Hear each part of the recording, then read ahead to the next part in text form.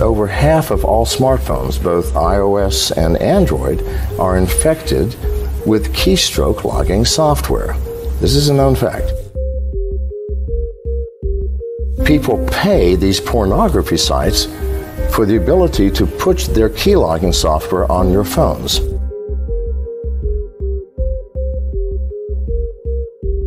How do you think they make their money? It costs millions of dollars to maintain these massive databases and have the bandwidth to disperse this pornography, and yet you don't pay? Yes, you're paying. While you are watching your phone is watching you. This is just a fact of life. The operating system is designed specifically to watch you, listen to you, find out where you are in order to help you. It needs to know who your friends are. It needs to know what you're saying in your text messages. It needs to listen to you sometimes. And so you're looking at your phone and you have all of these facilities, but it is the world's greatest spy device, designed as a spy device. Now, there's nothing wrong with that as long as the person spying on you is spying on you for benign reasons, meaning maybe they just want to sell you something. I can choose to say no.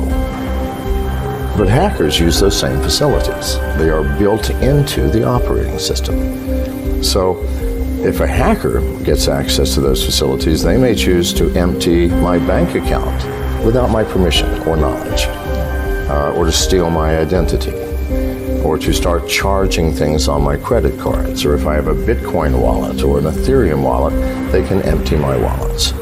This is the facts. This is not science fiction. This is not me being paranoid. The antivirus paradigm is no longer functional. It doesn't work. I said this 10 years ago, and I'm the person who invented it. So people should listen. I mean, if I invented it and I built the first antivirus company, viruses are not the problem. By the time hackers have planted malware in your system, it's way too late.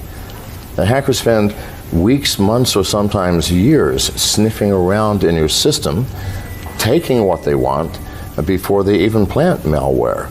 But you can find the presence of a hacker in your system so easily. Every hacker has to go through certain steps in order to break into any system and do damage. The first thing they have to do is get through the firewall, and all firewalls have holes. It's impossible to build a firewall that can keep out all hackers. It just can't be done. They have to get through the firewall, and then they have to find out where they are. And so what's on this net? So they sniff every device on the network. You have people, I mean, I've even heard people at Google say that if you have nothing to hide, you have nothing to fear. Well, I've never heard anything crazier. It's insane to say, if you have nothing to hide, you have nothing to fear. We're all humans. We are living in an imperfect world. Over half of all smartphones, both iOS and Android, are infected with keystroke logging software. This is a known fact. Every pornography site in the world, if you have ever, I'm sure nobody here has ever looked at pornography, but if you have, then you have keystroke logging software. How do you think they make their money? See, this is the issue. It costs millions of dollars to maintain these massive databases and have the bandwidth to disperse this pornography, and yet you don't pay? Yes, you're paying. The instant you visit the site, if you have an Android, for example, the site runs a JavaScript which sets the download unauthorized application flag. The very first video that you watch, you now, because that's a click-through, you clicked, you did something, you said, yes, oh, good, that's yes, I'll do that. Downloads, first and foremost, a remote rooting function. If it's an iPhone, a remote jailbreaking program. All can be remotely rooted now. After it's rooted, they download a keylogger, and all this takes just a matter of seconds. And from that point on, somebody is watching every single one of your keystrokes. Now, people pay these pornography sites for the ability to push their keylogging software on your phones. Why? Well, maybe they're a Bitcoin aficionado, and they're going to see, do you have a Bitcoin wallet like Mycelium or what have you? Yes, Well, they're just going to hang around until you access it and input your keys or your passwords, and the next day, your wallet's going to be empty. Or maybe you do online banking, all right? You have a password, you have an application.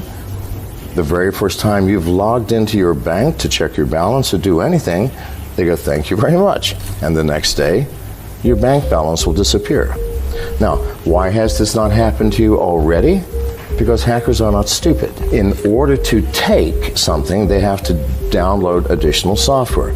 If they only take 400 or 500 people's bank accounts in one day, then the next day, the white hat hackers are going to say, this is how they did it. Everybody, you can protect yourself. No, they're going to wait until one day this year or next year, and 100 million people in one day are going to have your bank accounts eradicated. Zero balance, or your identity will be stolen, or your Bitcoin wallet will be emptied. Or maybe they've been watching your keystrokes to see if, maybe you're saying something to a friend or a lover that maybe could compromise you. Maybe they can blackmail you. If they get lucky, you might be a United States congressman or a senator, in which case, now not only do they have money, they have power. And the Russian cyber mafia and the Chinese cyber mafia are so powerful.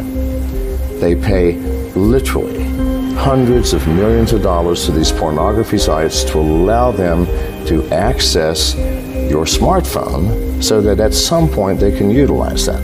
Now, you said, how secure are they? Well, they're not. They're not. Neither the alt currency wallets nor anything else in the cloud. Because what is the cloud? We haven't thought this through, people. The cloud is a place where I'm going to store data. I don't know what computer it's on or even what country it's in. I don't know who is managing it and monitoring it and controlling it. I don't know what type of security facilities you have. I know nothing. And I'm willing to put my valuable data there? No. Why would we do that? Now, if it's something I don't care about, that if you steal it, I don't care. It's a list of books I read. I'll just recreate it from the web. But if it's something that matters, it's like saying, we've all agreed now we have secrets, yes? Why don't you let me keep your secrets? Why should you be burdened with having to keep your secrets? I mean, you've got too many stories to tell. Why don't you give it to me and let me manage it for you? Isn't that crazy? And that's what we're doing with our, quote, secret data. That is data we don't want to have stolen from us or taken or accessed.